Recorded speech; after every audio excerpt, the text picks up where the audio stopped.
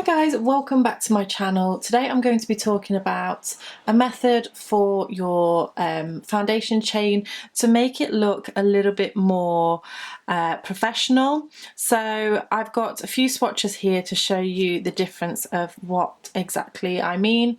So for example, with this one, in my tutorials what I normally do is just show you the foundation chain and we work in the front loop. This is just because a lot of the people watching my tutorials are beginners and it's just more beginner friendly. However, what you can find is when you're adding a border in particular to this, so this at the bottom here is the foundation chain and this is the top. You can see that the top looks really nice and neat, and you can quite easily get your hook in there to get your border stitches. But when you're working on the foundation chain and trying to get the border in, you can find that these stitches look a little bit more messy and it just doesn't sit as nicely as it can do. So I have done another swatch here to show you what I mean. So this is the top of the work, and then if I turn this over, this is the bottom of the work using this technique that I'm going to show you. So as you can see, when you put your hook in, it actually looks exactly the same as what the top does. So I'm going to show you that today. I've also done half of this in the wrong stitch, so as you're working your chain I'll show exactly which one to go to, because if you don't quite get it right, this is what it can look like. So I just did kind of half and half so that you can see if you are doing it correctly or incorrectly. So it's actually really simple once you get the hang of it. If you are a beginner, I would practice the chain that I show you in tutorials first and then come back to this one once you've had a little bit more practice. So let's go ahead with the demonstration. So as with any chain, you want to create your slip knot first in whichever method you prefer. So this is exactly the same, and you want to go ahead and start your chain. So I'm just going to go ahead and chain around 15 as a sample piece. Okay, so I've chained 15 and this is what it's looking like. So we're going to have a look at the chain itself. As the chain is facing towards you, you have what looks like V's here, and then if you turn it over you can see it's got like little bumps on the back of the chain. So ordinarily in a tutorial what I would do is do my stitch in this one here.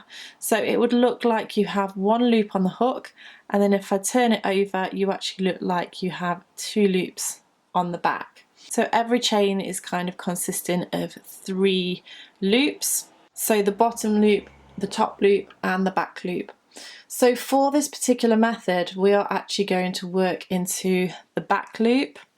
So you would turn your chain over and locate that little lump on the back, so that's the back loop, and go ahead and insert your hook.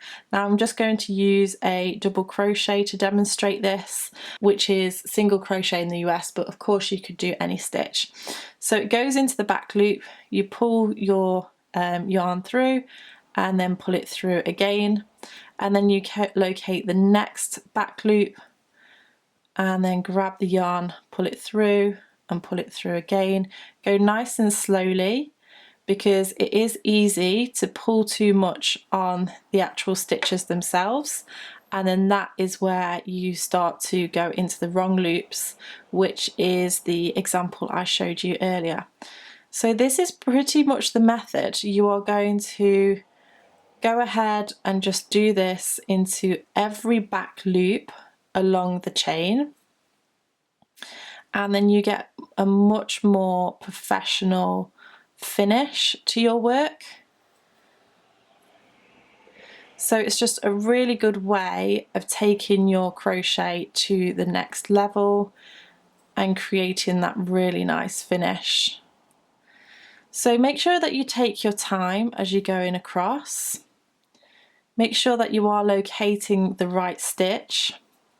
And what I actually like to do is pinch my chain as I'm putting in the stitch. And the reason I do that is to stop it pulling too much, because if you pull on the chain that you're working in too much, you can actually make the next chain really, really tight to work into, and that's when you can start making mistakes. So I'm nearly at the end of my chain.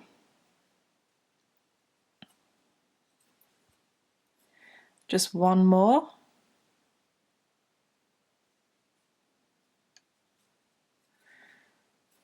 And then that is my foundation chain.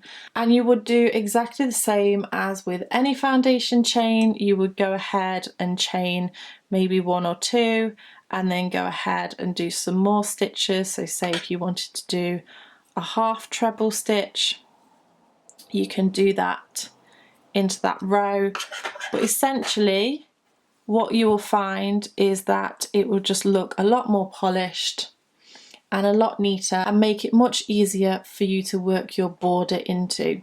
So I really hope that you've enjoyed this little tip and this tutorial. If you did, make sure you give me a thumbs up.